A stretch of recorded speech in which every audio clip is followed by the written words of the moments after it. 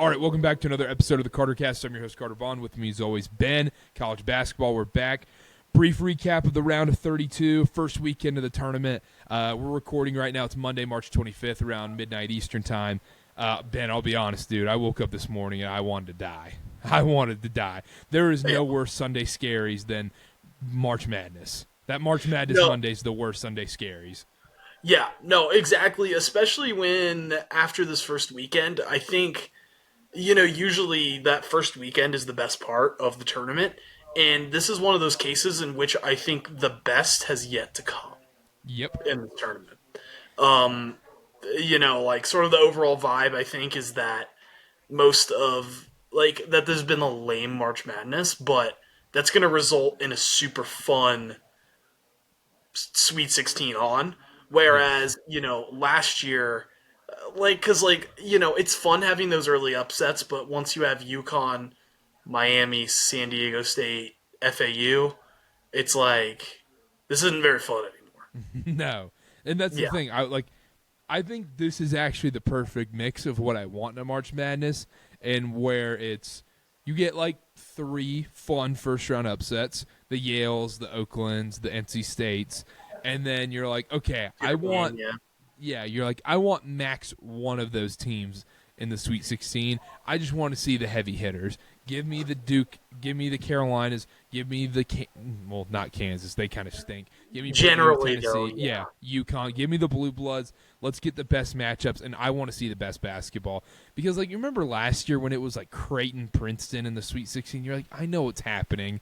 And the only game, brief preview of what's coming up this weekend, the only game in the Sweet 16 where you feel that way, honestly, is San Diego State UConn, where you're like, there is no way that is not a double-digit game. Yeah, and that's the worst Sweet 16 matchup, right? Yeah. That was the national championship last year. Exactly. So there's at least a fun storyline there of this was the national championship. A lot of the same guys, or actually not as much of the same guys as you'd think, especially on UConn's side. But you get my point. Mm-hmm. But yeah, I guess. Yeah, no, I just think it's super exciting. I think I'm expecting maybe some more, not to spoil anything, but I'm expecting a lot of chalky results going forward for a little bit still. So it'll be very interesting to see. But I thought the round of 32 was, you could debate that it was better than the round of 64. You could. You could debate it. You could. Yeah, I mean, the A&M game versus Houston and the Creighton Oregon game. But Creighton Oregon was awesome. I think the stinkers of the round of 32 were more exposed because I think they all happened in the standalone games, the afternoon ones, the Purdue, Utah State, Kentucky, Gonzaga. Arizona, Dayton was it's a little frisky, but it didn't happen. Marquette, Colorado was fantastic. And you could say Duke, James Madison was almost a standalone game, too, since the first hour and a half was the only game on. All those games really stunk, except the Duke game. The Duke game was just fantastic. Probably the best basketball game of the weekend, if we're being honest. Yeah, of course. Oh, my gosh, man. I love Jared McCain, but we'll talk Duke or whatever. Real quick, round of 32, which team impressed you the most? Which team, you came into this tournament and they just came and answered every single question? I'm going to say... And you can go multiple here. I have 2 I want to do. Okay. One of them, honestly, is in round of 32 specifically. Either or first weekend. Let's go first weekend in full. Okay. I am going to say North Carolina. Really? I'm more confident in them than I was before. They're just a team look, I'm not sure if they're going to win the national championship this year, but they're a team that I thought a frisky Michigan State team, one of these 8-9 vintage Izzo March run teams could give them issues or at least make them sweat it a little bit. And they were able to weather the storm in an impressive way. Mm-hmm. And I really like the maturity of this North Carolina team, I think. They just have guys that when things when you're in moments in which things count more, it feels like those guys step up. Yeah. It feels like, Cormac Ryan steps up in Cameron Indoor. You just have like a variety of different guys. Like they're a very cohesive unit.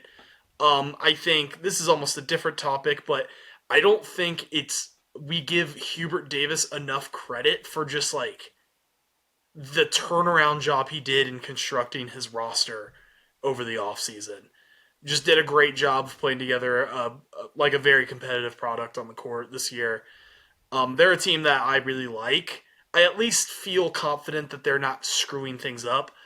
I was also very impressed with Purdue. Yeah, Purdue was one of mine. Purdue was awesome. I'm not including Uconn because I don't feel like I've learned anything new. That's not a criticism of them. They just haven't been tested, and they're really freaking good. So, there's nothing really to say. I would say the same applies to Arizona and Tennessee, because Arizona, they came out how you expected. It was going to be a 7 to 10 point win over Dayton, and Long Beach State. You knew they were going to win by 20. It wasn't an impressive 20-point performance, but it was a 20-point win in the first round. And then Tennessee, they murder St. Peter's. St. Peter's is terrible or whatever. But Tennessee playing Texas in that second round, every single Rick Barnes team loses that game except for this season. Except for this year having Dalton Connect that can take you over the top. But still, like nothing surprised me about Arizona, Uconn, Tennessee. Surprise. I'm going to say Duke. Like, I as a Duke fan, I was kind of pessimistic of them coming in. I had low expectations. The defense they played, man, like you can say, like I think Vermont does stink. Like Vermont is not a very talented team, and yes, they had an easy path having to play a 13 and a 12 to get to the Sweet 16. Like let's not that should be noted for sure. But they looked freaking good, man. Like there was no questions left after those first two games. Especially especially as a Duke hater and people who are quote unquote neutrals about Duke, you watch that game at the under 12 timeout, you're like, this is over. Oh, no, like quickly. It was one of those things where it's like they get up, I don't know, I'm making up a score. Duke gets up 10-4. Edwards, the best player on JMU, has 2 fouls, and you're like, okay, I've seen enough. I know what direction this is going. It took me up until the under 4 timeout of the first half when we were up 25, when I was like, okay, I feel kind of comfortable. Yeah, no, I for me as like a neutral observer, like I knew where things were going pretty quick. But that's how I felt about Carolina. Even when Michigan State went up 12 or whatever in that first half or 14, I was like, Carolina's coming back in this game. Michigan State's just hitting lucky shots, and they're playing a terrible brand of basketball. They're just hitting one-on-one tough shots. That's not going to be sustainable throughout this game. But the other team I wanted to mention that I was super impressed by, especially out of the 1, 2, 3 seeds, was Illinois. Illinois was, they're another team, had an easier path with Morehead State and Duquesne. That's a very bad loss on BYU. But Illinois looked good, man. I mean, they didn't screw around in any way. There was no questions. It was, hey, we're coming out. We're not going to play down to our competition, which I feel like an Illinois team of the past could definitely do and definitely be like, why are we all of a sudden tied with Morehead State the under 8 timeout? Like, what's going on here? None of that crap. They took care of business. But who disappointed you? 2 teams that disappointed you most from the first weekend. I think these are easy answers. That are still in. No. I'd say teams that got knocked out this weekend. I'm gonna say Baylor. Okay. Just because it just felt like Baylor, at least you gotta beat Clemson. Yep. Like that can't be too big of an issue. And another is I guess I gotta go with. I'm just refreshing things in my mind. It's got to be Kansas. Yeah. Except in a weird way, it's like, is it disappointing if you just knew that that's what they were? Yeah, that's what I feel like. It's more so. It's more what we knew. Like you can say Kentucky. I think that's just too obvious of an answer. from this weekend. We mentioned it on our recap shows. We mentioned it before the tournament. The number one answer is Auburn. Sorry. I keep like excluding the first round stuff in my mind. And also that feels like 10 years ago. It was only 4 days ago, 4 days ago, but it feels like 10 years ago. But that was so bad. The Auburn loss is not being talked about how bad it was. It is up there. It is worse than Lehigh Duke. It's almost worse than Norfolk State, Missouri back in 2012. Like, it's definitely worse than Arizona Princeton of last year. That Yale team is so bad, Ben. We watched that entire game, Auburn Yale, and I also watched Yale San Diego State from beginning to end. I genuinely, we watched that full game. I don't know how Yale won that game. I don't either. I truly think that as I said, like off air, the basketball gods were throwing me a bone. That's the only explanation. Dude, because I don't get it. Like, watching the San Diego State game, you knew, not even by the under 16 timeout, not even 4 minutes into that game that, Yale's getting destroyed tonight. I mean, it was. Yeah. And you just watch, like, and all of a sudden, now after the whole Yale thing, I know every single player on that roster. We've got Ben Bang Bang, whatever his name was, Danny Wolf, Poliski, that Greek dude, Mahoney, the dude that looked like Brittany Griner, like those, they were all terrible, dude. They were terrible, and they beat Broome, Bruce Pearl, and Auburn, the SEC champs. Auburn, they beat them. Like, I cannot believe. I still cannot believe how it's not being talked about. And like you know how Arizona last year just got so lucky that Purdue lost in the first round because nobody will ever bring up the Arizona loss to Princeton in the first round now. That is Auburn has the same thing with Kentucky. Yeah, Kentucky is taking all the bullets for Auburn's loss. It's so bad because in reality, that Yale team's a 15 seed. With their talent, like, you watch the Western Kentucky game, you're like, Western Kentucky's way better than this Yale team. Yeah. No, really, what happened with Yale is just sort of a random dude just got hot and was able to take over. But even while you were watching him do it, you were like, this guy can't do this. You know what I mean? It wasn't like, because at least Golke, you're like, oh, this feels real. Like, this feels real that he can just shoot the piss out of the ball. Yeah. You know? What the Yale guy was doing, like, it was like... Pulaski, whatever. Yeah, the problem is all these guys have weird names that keep taking over games that I don't know of. But, like, he would just sort of, like, try to create for himself, get nothing out of it, and just be like, I just gotta chuck this up.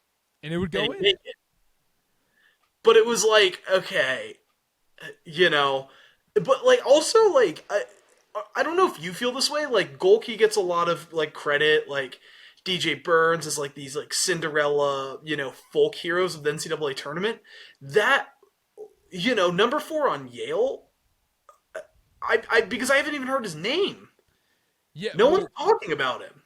Yeah, I think it didn't help that he played so bad against San Diego State. Like, maybe if he had, like, even if they lose to San Diego State, but he still has 25, people are, maybe he had just such a hard name to pronounce. Because, like, Golke's an easy one. It's 2 syllables. Golke, like, and he beat Kentucky or whatever in the primetime night slot. But, like, I still couldn't pronounce this guy's name. I watched beginning to end of all the both Yale games. And, I don't know. I don't know why he should have been mentioned more, but I still just can't get over how bad of a loss that is for Bruce Pearl. Also, horrendous loss by BYU. That's a bad look on BYU and Mark Pope. You can't lose to that Duquesne team. Duquesne was awful. Like, there was a few teams this weekend when you're like, well, you're going into these games like Northwestern against Uconn, Colgate versus Baylor, not Morehead State, but Duquesne versus Illinois. They walk into those games like they have no shot. Like, BYU got that dream matchup, and poor on BYU for not winning that game. But we've done that before. We already did that recap. But before we get into I want to do conferences. I want to talk about take a little victory lap for the ACC. Before we get into that, we are brought to you by SeatGeek. Download the SeatGeek app or go to SeatGeek.com. Use code CarterCast, KARTERKAST for $20 off your first purchase at SeatGeek. $50 purchase minimum required. Buy it for your next jazz game, any sporting event, concert, show, wherever you're going to. Use SeatGeek. Best place to buy tickets. Super easy, super fast, legitimate tickets every single time, 100% guarantee. Use code CarterCast for $20 off your first purchase at SeatGeek or download the SeatGeek app today. So ACC victory lap. Screw Virginia, though. Virginia's tarnishing the record because you can say, oh, round of 64 wins, whatever. We should have just left them out. We should have just left them out, and it could have been a perfect 8-0 for the ACC to start off March Madness. Yeah, and as a I think like Virginia fans also were like, yeah, we could have just left this team out, especially because I think if you're left out, especially a program that won a national championship 5 years ago, you leave them out. They miss a second tournament in the last 5 years, and then there's more introspection that needs to be made because they missed the tournament. And of course, there's still that because they flamed out in the play-in of the tournament. But you would have hit more, and I think there would have been, I think it would have been better for all parties. So yeah, but with the whole ACC thing where everyone's comparing the conferences and whatnot, look, this is my thought on this, is that the ACC, it's better than what people think it is. These teams are built for March runs, but two things can be true. The ACC can be awesome in March. The ACC can also stink at the same time. The ACC is not the best basketball conference. Let's not get that twisted. In history, yes, it is. But this year, just because they have 25% of the Sweet 16, they don't have the best conference. Dude, so many of these teams sucked. NC State sucked all season long. I understand that. But at some point, we have to look ourselves in the mirror and be like, what the hell are we doing with these Mountain West teams? How many times do we have to talk ourselves into, I like New Mexico making a run. Oh, I like Colorado State winning a first-round game. San Diego State's got that conference on their back. I mean, it's Gonzaga and the WCC kind of vibes. Yeah, no, it's the same exact thing. Utah State, watching them, I kind of liked them. But, still, it's the same thing where it's they're expecting, Utah State ended up being an 8 seed. You see some of these college basketball media people being oh, well, during the regular season, Utah State should be, on the 5 line. It's what are we talking about? And they were underseeded, and so they should have, I don't know. If you're good, New Mexico should at least, come close to beating Clemson. That's the difference. Is a lot of these bracketologists and people who are all in on the Mountain West were well, it's not fair because they're getting underseeded. And you're okay, I understand that part of it, but when you're New Mexico playing the 6th team in the ACC in Clemson, you make that a close game. Otherwise, why should we be taking you seriously? Colorado State, Texas, that wasn't ever a game. It wasn't even close. Texas was the 8th or the 7th team in the Big 12. That was never a game either. I can't remember. Boise State lost in the the first 4, so that didn't count. What was the other Mountain West team that I'm blanking on? Nevada. And that's even worse. You blow 24-4. I mean, you give up a 24-4 run to close the game, and you lose to freaking A10 team that was way on the decline, Dayton. It's why do we keep doing this? And I understand March is a crapshoot. I understand, look, the ball can go a lot of different ways. We'd be talking about things a lot differently if a couple things happen in March. I get that. But also, it's not like the Mountain West was great against these power conferences in the non-conference. They just started beating up on each other, and everyone was like, yep, they're awesome. This is what it is now. Yeah. No, exactly. I think this was the time. Yes. This was the time to do it. It's the last couple of years, it was 2 years ago, I think is the time, 2022 tournament, is when we were kind of having questions being okay, what's the deal here with the Mountain West? And last year it was okay, don't pick them. And then this year was a resurgence and everyone being no, they're really good. It's for real this time. And it wasn't. Because and San the other Diego thing, State wasn't even the one. San Diego State's one of the ones that like the Mountain West people were saying, no, they're not very good. and the other thing is San Diego State was one shot away from losing to UAB. Yeah, no, they could have easily not been either. I kind of put them. They've earned like a benefit of the doubt, though. I think they have, but you talk about yeah, but they're going to be done. They're not sniffing the next round. Yeah. So I mean, it's just they get 6 teams, and the real teams. I mean, if I'm the Big East, I'm furious. Mm-hmm. Like if you're a Big East fan, you're like, oh my gosh, you got to be kidding me. We didn't get one semi-bubble team in. And meanwhile, the Mountain West gets 6 teams. It gets double the amount of teams in over us. Insane. Yeah. No, it's crazy. And if NC State doesn't make a miracle run, the ACC has 3 teams in the real tournament. Yep. And the fact that even like another, speaking of conference things like this, the Big 12, we called that. Oh, yeah, we did. Yeah, we did. Look, that felt good. They had a conference full of tournament teams, but I think we knew that they didn't have a conference full of tournament teams built to make runs, really. Yeah. What was annoying about that video, too, is people were like, you guys are saying the Big Ten is awesome. We're like, and no. How are you understanding that? We're saying both of these conferences are fraudish. I think the Big Ten was way more fraudish than the Big 12 because Houston is a legit national title contender. I felt like the Big Ten in the past, even their best teams weren't legitimate national title contenders in my mind. Even with that 1-seed Illinois team, and you think about those other Purdue teams or whatnot, like you're still like, I can't get the 2-seed Ohio State in 21. Like you didn't really feel like they were going to win the title by any means. No. So, and that's where I was getting at. But man, I mean, there's a real shot. They don't have a single team in the Elite Eight. Yeah. Look, no, the like 2 to the Sweet 16 that felt right. That's what I think we pretty much guessed. Yeah, and that's we thought it would be Baylor instead of Iowa State.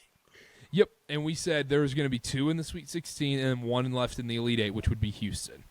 Yep, agreed. I still agree with, and we'll get into that. Let's preview some games. Let's start off Thursday night. First game to kick off the Sweet 16 in Los Angeles. Clemson versus Arizona. Arizona's -7.5 in this game. Clemson tried to blow that Baylor game. Yeah. No, they tried to. It was absurd what they were doing.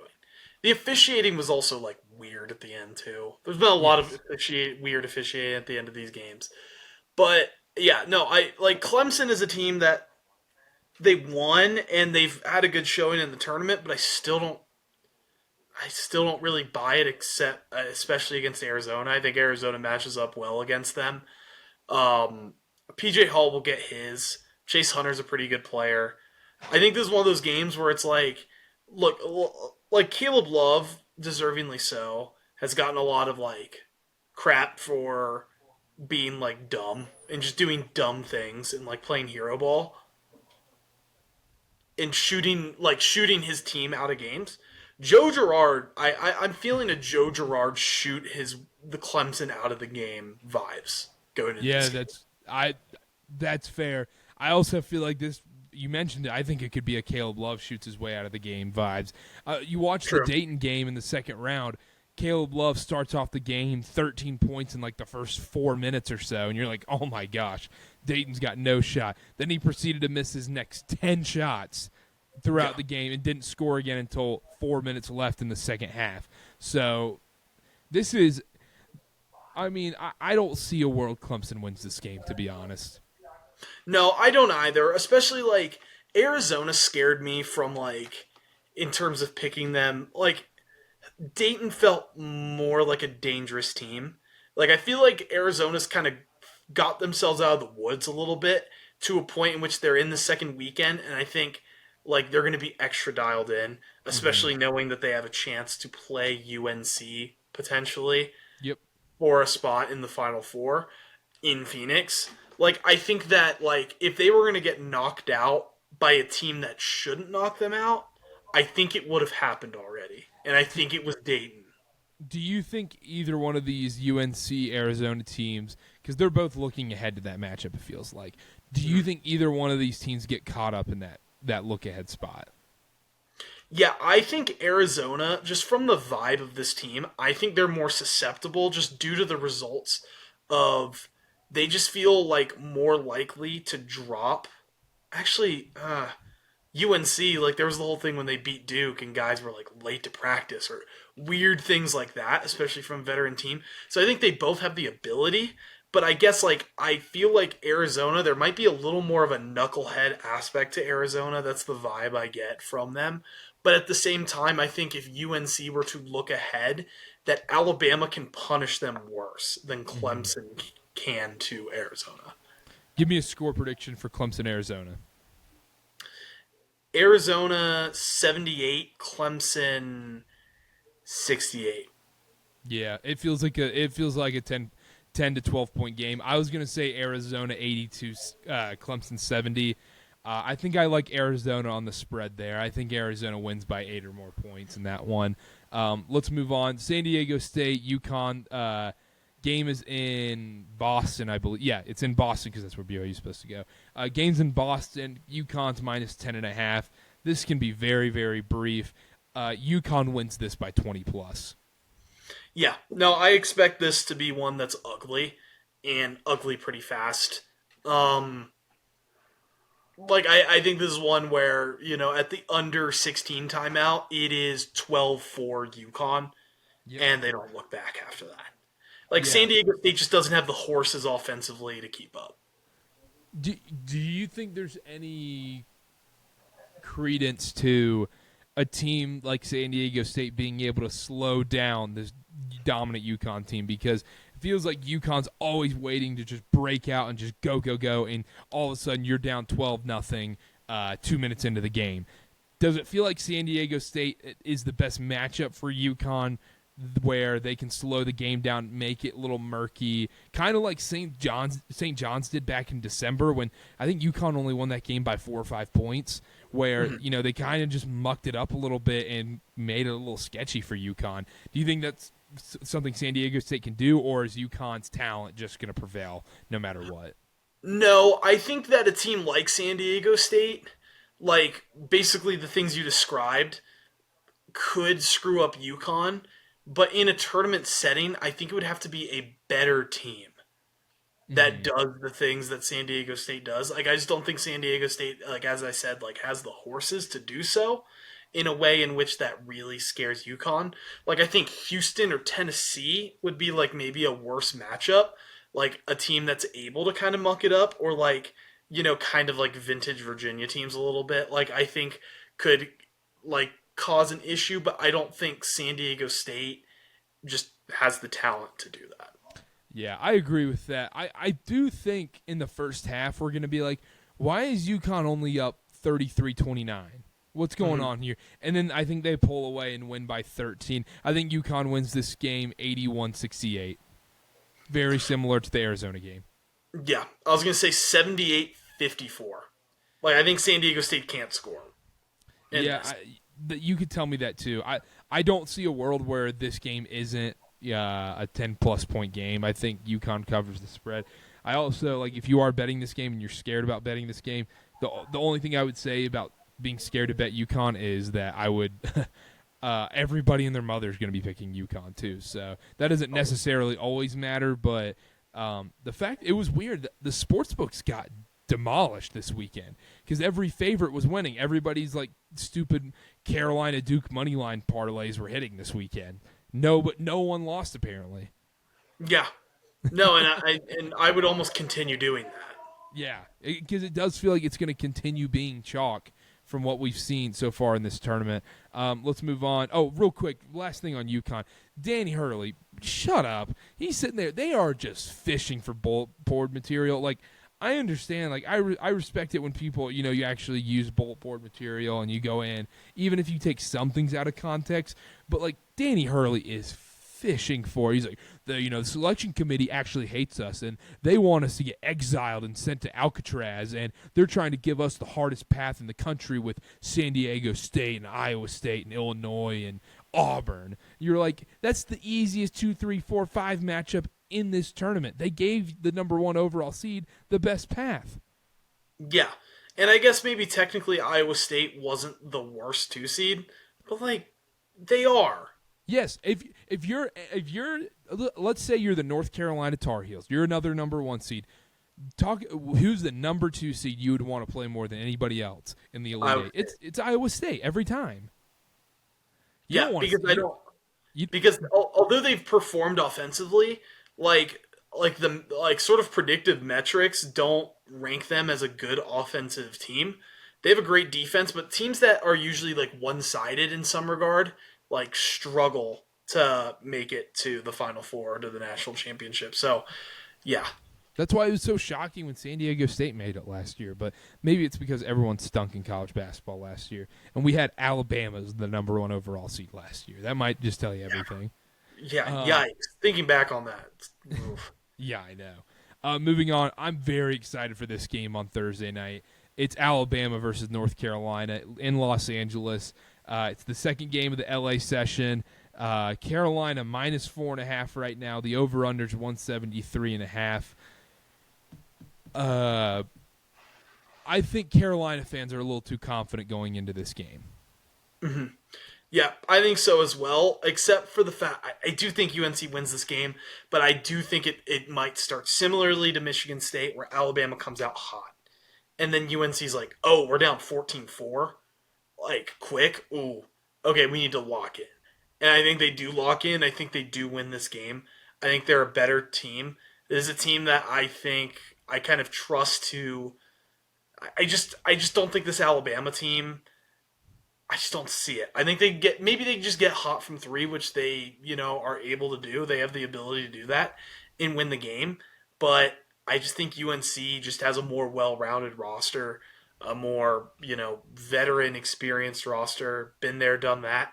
So I think they're able to take care of business against Alabama. I feel lame continuing to say this, but I just can't make up any of these where I think there's an upset. So. Yeah, I agree with you. I think Alabama covers the spread against Carolina, but I think it's a close game, and I think Carolina pulls out in the end.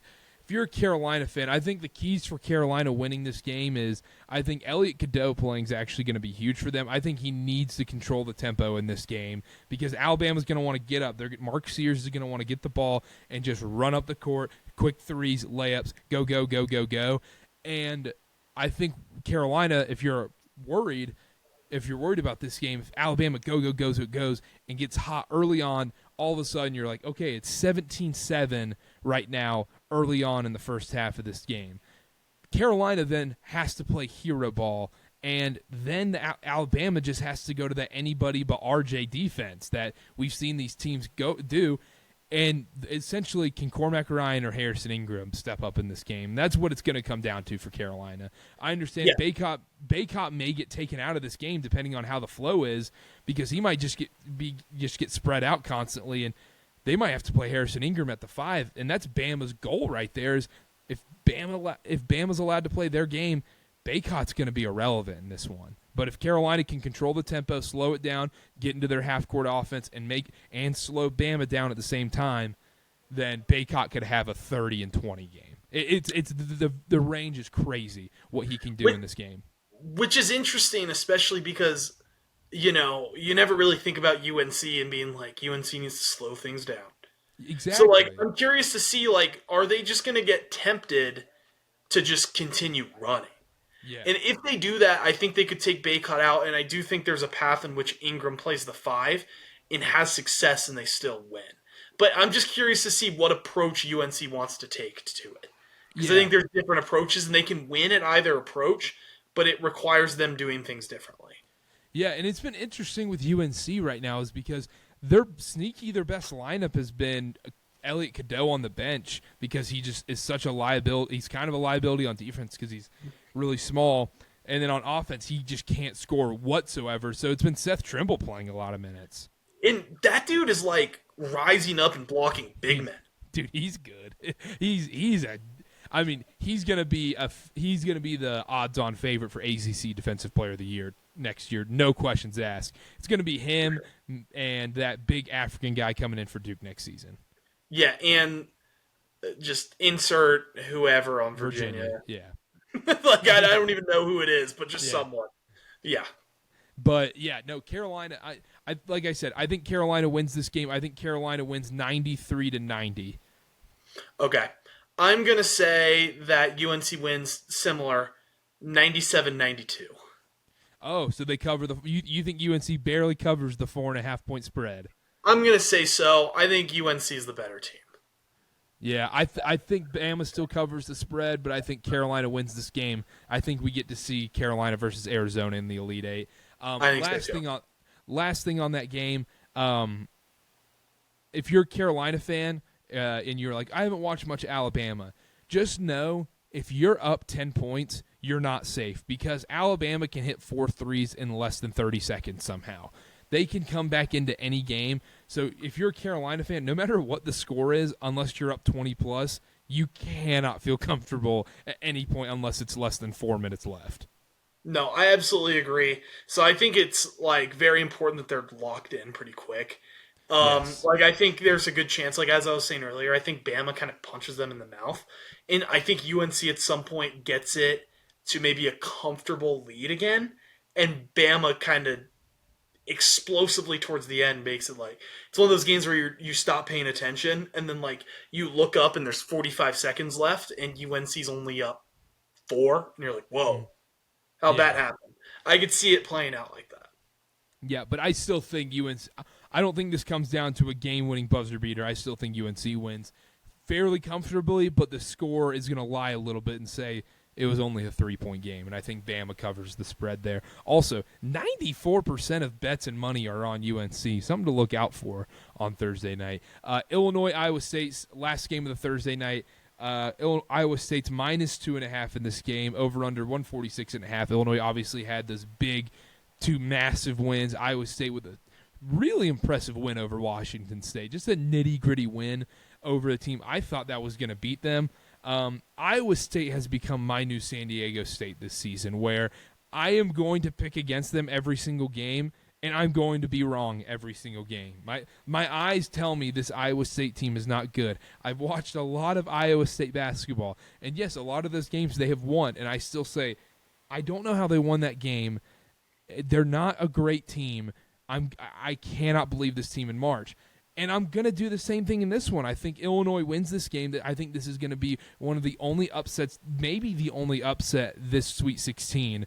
I think Illinois wins this game outright, and I just think Terrence Shannon and these guys are just going to be too much for them to handle. Like, I understand, like we talk about, the Big 12 is a great conference, but Iowa State, I don't think they've seen anywhere near the offensive firepower of a team like Illinois when they're peaking, which they are right now. Yep, I agree. And Terrence Shannon, I think this is one of those games where Terrence Shannon is just the best player on the court, and that's the biggest difference. Yes. I also like Marcus Damask a lot too. He's a great player. He's been playing great.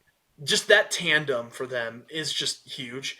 I guess the one thing that I would have maybe pause with, I'm also agreeing with you, and I'm going that Illinois wins this game. But I would not be shocked that if Iowa State wins this game and we're kicking ourselves because we're like, Illinois teams are always so freaking stupid.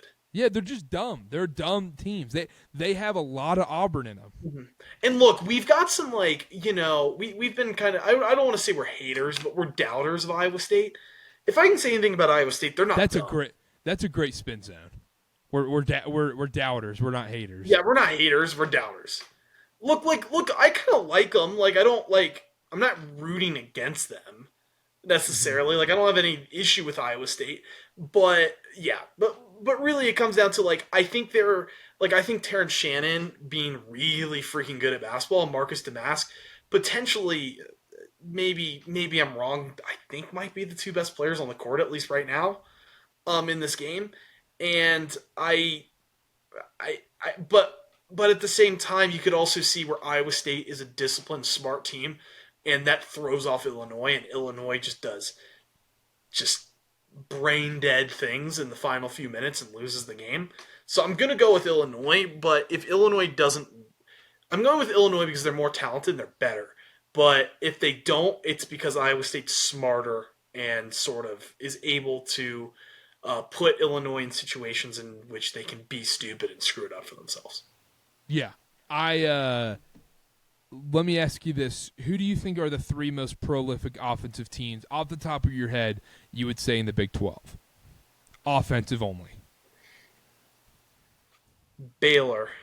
Yes. Well, I don't have the stats to back it up, but I agree Baylor. They might not be two, but BYU. I would say BYU's in that camp too.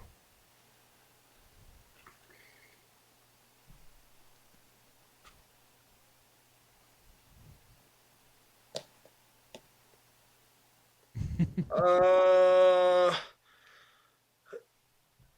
don't want to say Houston. I don't want to say Iowa State. But you would probably say Houston though, right? Yeah, I think I have to say Houston. I kind of wanted to say Texas, but I don't fully believe that. Well, actually, definitely not. No, it's Houston. The three times Iowa State played away from home this season and played those teams, obviously they beat Houston in the the conference tournament and the Big 12. But anytime they played on the road at one of these teams, they got killed by BYU, they lost at Baylor, and they lost at Houston. I think Iowa State struggles against teams that are offensively sound, but like you mentioned, everything tells me Illinois is going to win this game, other than the fact that holy crap, Illinois is so dumb. Do you remember when they played? It was Illinois Marquette earlier in the season. I remember I was at your place and I said, "Yeah, I got Illinois in this game over Marquette. Like, yeah, I got them winning." And you're watching the game, you're like, "How are they so dumb? They just make dumb decisions every single play." And we haven't seen that as of late, especially in the Big Ten tournament. Yeah. No, but I think this is... The more I talk about it, it's like I'm going with Illinois, but I'm thinking to myself that Iowa State's the right pick. But I'm still going Illinois. All right. Let's move on to Friday night. Every game on Friday night is just get popcorn, get a pizza, get your favorite drink, and have a great night, and don't go out, because every single one of these games are just awesome. Start off with the first game in Dallas, NC State versus Marquette. Marquette minus 6.5 in this game. I said the NC State run was going to come to a close against Texas Tech. I thought the magic was over. And unfortunately, I believe the magic is over again. I think Marquette runs away with this one. I think Marquette wins by double digits. Yeah, and I also have been someone who's kind of doubted this Marquette team a little bit. I think they're kind of hitting their stride. I think I sort of fell into the trap of, they weren't playing great ball. They weren't peaking at the right time. But really, I think that was sort of by design in a effort to... they had seen success in the regular season. They had seen success in the Big East tournament and flamed out early in the NCAA tournament. And this year they want things to be different. Things seem to be different. I like them to get to the Elite Eight. I just don't think... I liked how Marquette was able to handle Zach Edey when they played in Maui. It wasn't perfect... But, I have some confidence that Marquette won't be completely blown away by a guy like DJ Burns. That was going to be my thing, was if you watch the Marquette-Colorado game, I think one of the best comps in this country to prepare for NC State would be Eddie Lampkin on Colorado. And watching Eddie Lampkin, Tyler Kolek was... Every time he went down the court, he's like, "Get me switched on Eddie Lampkin. I'm going to get to my left and take that." He would extend it. I think it was Stan Van Gundy on the call kept calling him Inspector Gadget with his arm for some reason, and he was like, "Yeah, Inspector Gadget with that left-handed layup." I mean, I think he went into Eddie Lampkin on those pick and roll mismatches and just tried to go into him every single time, a dozen times in that game. It was crazy. He was going in every single time. And I think Eddie Lampkin's a better defender than DJ Burns, and I think that's where DJ Burns is going to get forced off the court in this game. Yeah, I agree as well. I think Tyler Kolek, honestly, he's one of those guys that I just love watching play, because he's obviously not the most athletically gifted guy, Yeah, you just very watch very him. trustworthy.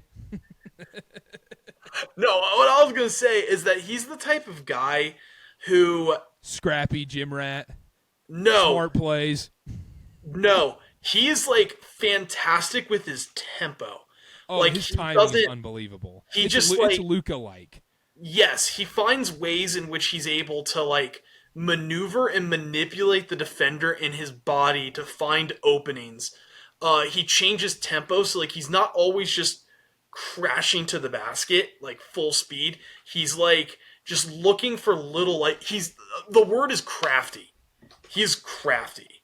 And like he's just a joy to watch. And then you have Cam Jones, who's like a Who's great on scorer as fire, well. on fire They're right just now. this is a really good Marquette team, and I'm starting to buy back in on them. I like Marquette here comfortably. I'll say 79-64. Yeah, I think it's going to be a little more high scoring because I think NC State's going to have to play catch up ball a lot of this game. I think it's Marquette 85, NC State 72 in this one. The other thing about Tyler Kolek is he picks his spots really well. He knows when to attack and he knows when to, hey, let me get my teammates going. And I mean, he's just a pure point guard. He's fantastic. He gets everybody involved. He gets everybody going. I think a fascinating matchup is going to be, like, how does NC State start this game? Do they put DJ Burns on Iguodaro? Like, I think that's what they have to do. But if you're NC State and you're talking yourself into NC State winning this game, I think your key is, okay, DJ Burns gets going very, very, very, very early and gets Iguodaro in foul trouble, and then all of a sudden Marquette's having to be like, okay, we literally don't have an answer for NC State in the half-court offense with DJ Burns. Yeah. No, I think DJ Burns, and also DJ Burns, he's someone where, like, I could see people. I'm, of course, biased. People are going to get mad at me for saying this, but, like, Oh, we saw the TikTok. you can get in his head quick. And you can get in his head by, like, when he is trying to initiate tons of contact in the post, by just, like, giving that contact back, being physical with him, and then he gets annoyed when he's not getting the call. So, like, Yeah. I could see where that's happening, especially when they're down, and he's really pissed off. Yeah, but we also haven't seen that since the start of this run, since the actual regular season. It seems like he is getting those calls. It also seems like he's just using his body, and it's bad analysis, but it seems like he's just figuring out how to use his body in more efficient ways during this run. Like, he's getting to his spots, he's backing guys down. When he has the mismatch, he's taking advantage of it. Yeah, like, has he always been this unstoppable? Like, I know that's, like, a dumb question. But like, because, like, in February, it was like, oh, like, everyone's like, okay, the DJ Burns stuff is cute. All you have to do is get him into open space and just attack him. And it's like when BYU plays Ali Khalifa, like, just get him out into space, get a quick guard, and just blow by him. You'll get the layup every single time on him. And for some reason, teams have just stopped doing that, or NC State's like, hey, we're going to play enough help defense with our other guys and guards like Marcel, and we'll just leave DJ Burns down low. Like, you're not going anywhere. If Iguodaro wants to shoot in this game, let him shoot. Burns is not leaving the paint. Yep. I agree 100%. And I think the end of the run is coming. They're the one Cinderella team to make it to the Sweet 16, and I think this is the year of the Titans. This is the year of the Goliaths. And David is going down. I'm rooting for NC State hard, though. I won't take Marquette on the spread or anything. I'm taking the over. I think a lot of points are scored in this game. I think a lot of fouls are had in this game. Diarra and Iguodaro is going to be a fascinating matchup at points in this game too. But yeah, I think we both agree that Marquette's probably going to move on in this game. And let's go on to the last few games of the night. Gonzaga, Purdue. I think a lot of people are more excited about this one than maybe I am.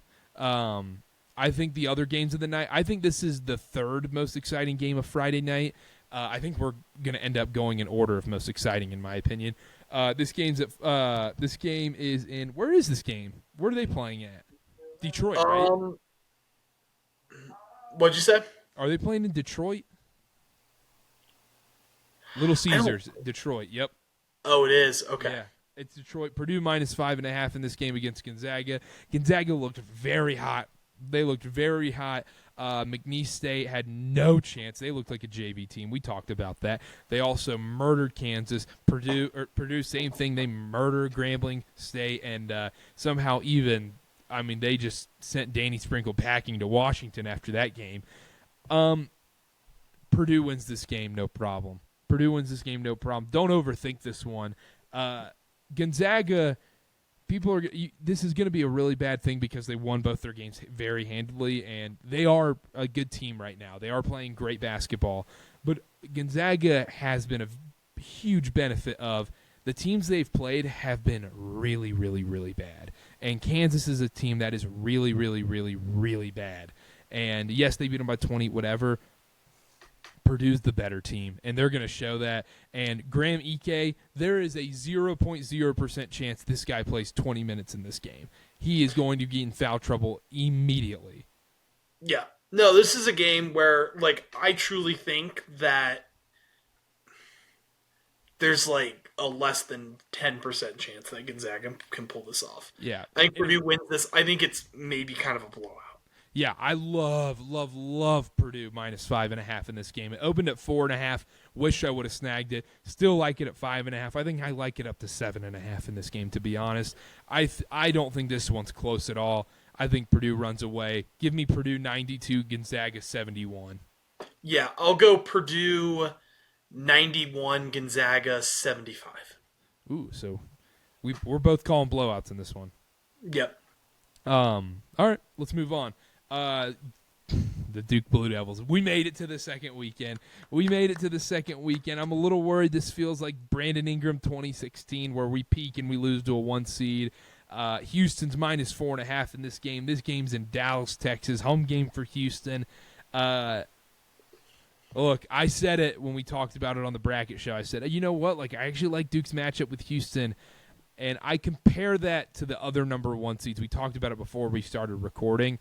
I like Duke matching up against Houston compared to Carolina because Carolina has Duke's number. I like them, and Uconn would just murder anyone. They're going to murder everyone in this tournament. And Duke has no answer for Zach Edey. Houston is a team that Duke can beat. It wouldn't shock the world if Duke won this game by any means. There's a reason it's only a 4.5-point spread.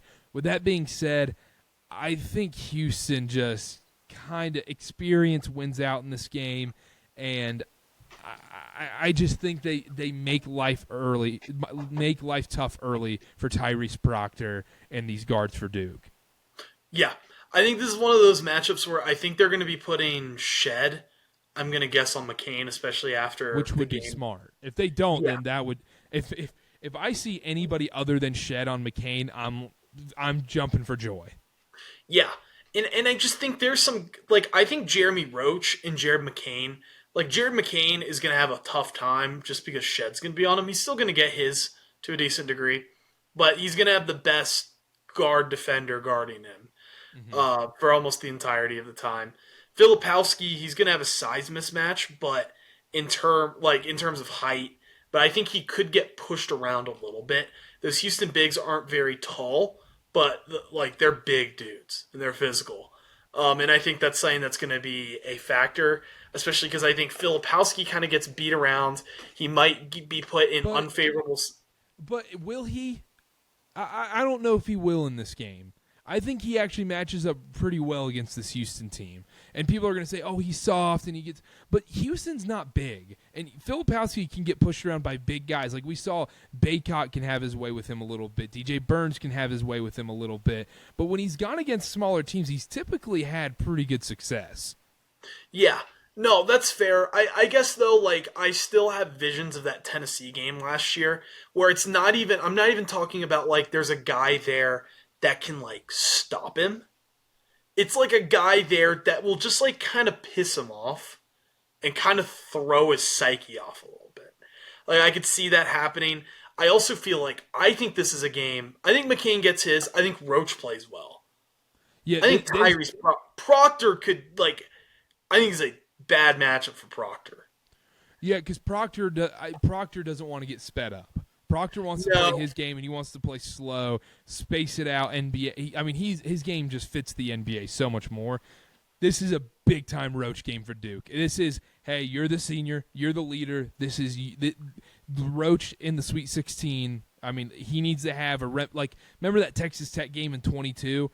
That's the kind of Roach game Duke needs. This is actually a very similar game, to be honest. Yes, and I do think that I do think that this is one of those things where it's like, I think that's the key. I think he puts his best effort. But like, as we've talked about throughout the year, we're going to find out after the year that he's playing super hurt. Yes, 100%. And I think that's a factor. And like, especially against a physical, tough Houston defense where he just doesn't quite have it in him. Not because he's not a good enough player, but just because he's not 100%.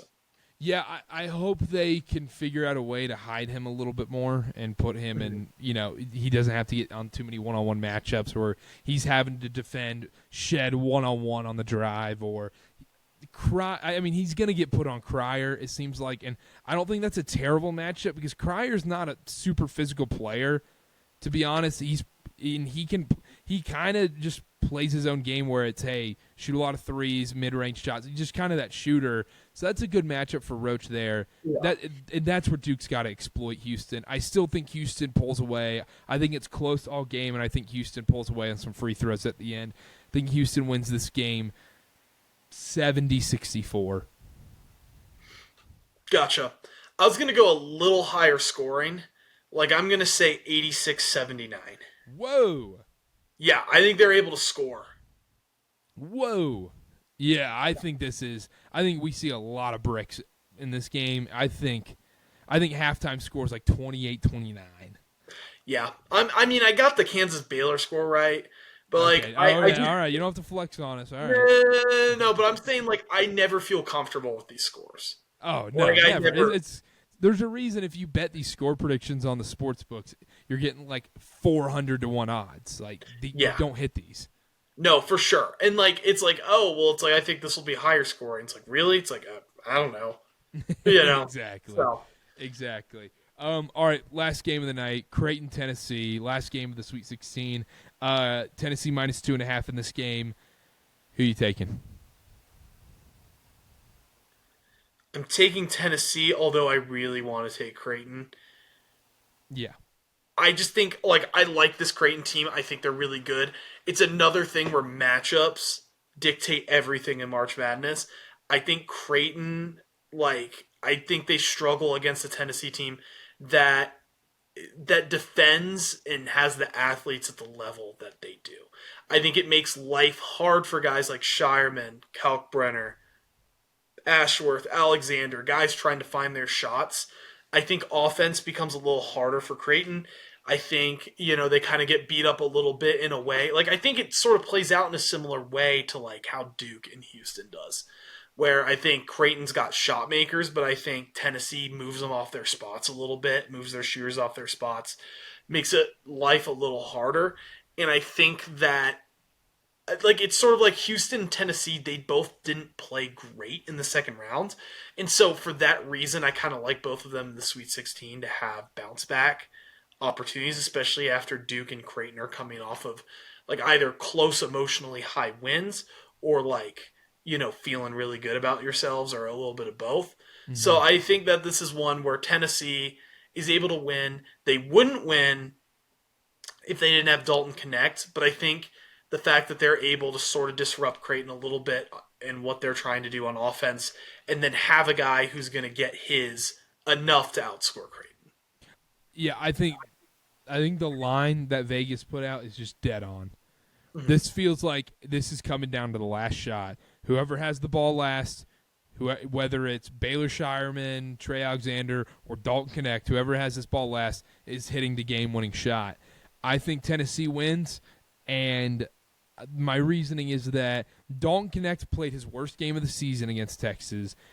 Tennessee shot 3 of 25 from 3 in that game, and they still won. And they arguably should have still won comfortably in that game. The fact that they played their worst game and still got a win against a talented Texas team tells me they can put Creighton in hell. They can put them in a blender. I like Tennessee a lot in this game. I think it's close. I think it's very close. I think Dalton Connect has a big game because I don't think he plays that bad 2 games in a row. And I don't think Tennessee shoots 12% from 3 2 games in a row either. And also, we saw Oregon kind of have their way with Creighton. Like, if Dante hits that free throw, we're talking about Oregon versus Tennessee right now. Yeah, for sure. And I think Oregon, I think it's the same idea. They'll be able to disrupt them. Like the same idea. Oregon's a little more lengthy athletic, whereas Tennessee's more brute. Yeah, more physical and more physicality. Yeah. But but they're also better at it. And also, we saw Creighton really struggled with how Oregon slowed the game. I mean, they slowed that tempo up. They were jogging up the floor mainly because they were gas, but I mean, they were draining the shot clock every possession. They were playing their tempo. Creighton allowed them to play their tempo. Tennessee, if they can play slow, muck this up, I think this matches up very well for Tennessee, and I think we see a very chalk Elite Eight across the board, man. I think Tennessee wins this game. I'm going to go 77-75. I'm going to go 73-72. I think it's the game of the weekend, of the Sweet 16. They win this game. But, although they disrupt Creighton, this Creighton team's really good and can still potentially win, even if Tennessee does what I describe to Creighton. That's the game I'm looking forward to the most. Yeah, I think it is, too. If I'm trying to speak, I mean, I'm looking forward to Duke Houston, but yeah, of course, and that's close second for me. Yeah, and just because it's Duke, whatever. This is the game that, outside of that, it's not even close. I'm most excited for Creighton, Tennessee, because I think the winner. But the thing is, you say, the winner of this game should make the Final Four, but then they got to play Zach Edey next, which I think Creighton might match up better with Purdue than Tennessee would. I had this thought. Well, also, I want to shout us out for another thing that we're right on. Everyone said, this is going to be the craziest tournament. The parity is at an all-time high. No. The best 6 teams are better than everybody else. No, because I think we see in the Elite Eight, I think it's 1-3, 1-2, 1-2, 1-2. Yep. I agree. And at worst, I think it's 1-3, 1-2, 1-2, 1-3. Question. This is another thing I wanted to bring up before we... Maybe 4-11. Yeah. One last thing I wanted to bring up before I guess we wrap up tonight is all 1-seed Final Four. What are the chances? 20%. Yeah. That's high, though. No, it's very high. But, the fact, UConn's making the Final Four, afterthought there. But then you got to remember, these 1-seeds, Houston still has to get through Duke, and then they have to get through Marquette most likely. Those are 2 brutal matchups if you're a Houston team. Then if you're Purdue, you're going to beat Gonzaga. Then you got to play Creighton or Tennessee. That's brutal. Carolina. Then you got to play Alabama, which is tough. And then you got to play Arizona against Caleb Love. That's a coin flip. Yes, that's literally. I think Arizona's favored in that game, to be honest. I think Arizona's a 2.5 point favorite against Carolina. Yeah, I do think that we are looking at there's probably 2 or 3 1-seeds. I think the most likely, I'm gonna maybe think it's 3 in the end of the day. So, all right, before the Sweet 16, give me your Final Four picks. Okay, I'm going to say Uconn, UNC, Marquette,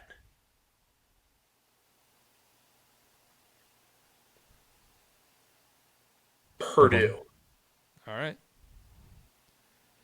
I'm gonna stick. The last one was tough. Purdue, Tennessee, and North Carolina, Arizona would both be coin flips in my eyes. I still think even Creighton versus Purdue's a coin flip in my eyes. I think so too. And Marquette, Houston is close. I just think that's what's so crazy here is that I went with Marquette over Houston as my upset. Yeah. I'm sticking with my previous Final Four. My Final Four is still alive in my bracket. I'm going Uconn, Purdue, Arizona, Duke. Gotcha. I have to roll with it, but two, I also think that's very plausible too. Real quick, what do you want the Final Four to be? Because we're going to the games, and include everything because we're going to the Final Four. We're also, we're doing the podcast about the Final Four and doing content surrounding the Final Four. So what in your mind, if you could create the best Final Four matchups as of now, what would you pick? Easy. I don't want this for my own personal interest, but for our content being in person, making it fun, I think it's UConn, UNC, Duke, Purdue. Yeah, I think that's the best case scenario. Defending national champion. Yes, you could flip Purdue, Tennessee in my mind. Yes, I'm gonna go with Purdue though, just because it's the coming off the 16. Yes. Defending national champion who looks like the best team. Another 1 seed that lost to 116 is on their revenge tour. UNC and Duke. Yeah, I agree with you. That'd be awesome. Yeah, I think it's that, or I don't think people can let their brains process this one yet. But if somehow, some way it happened, I think NC State versus UNC in the national title game would just be unbelievable. Because if you're a UNC fan, that's the last team you want to see in the national title game. Because you can say, hey, we're going to be favored by 9 points on paper. But guess what? NC State wins that game. It's that rival. I mean, it's NC State always has the trump card. Number of national titles don't matter. Losing every single regular season game in history doesn't matter. No, they beat you guys in the ACC title game, and they could potentially beat you guys in the national title game. It would be the biggest rap I've ever seen. It would just be like the Uno reverse card of just you did it to Duke, they're doing it to you. Yep. Especially a case where it's okay, they beat us before when we played, but we're better. Yep. We all know that, right? That's what Duke did basically against UNC. Yes. That's what UNC would be doing to NC State. Yeah.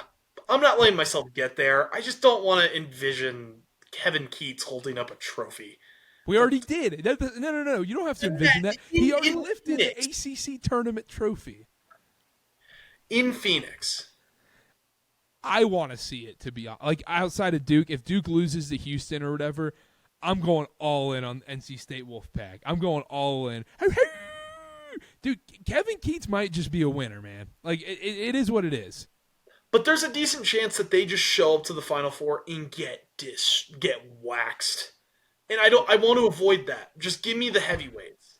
Dude, all right, worst case Final Four scenario. San Diego State, Clemson, Gonzaga.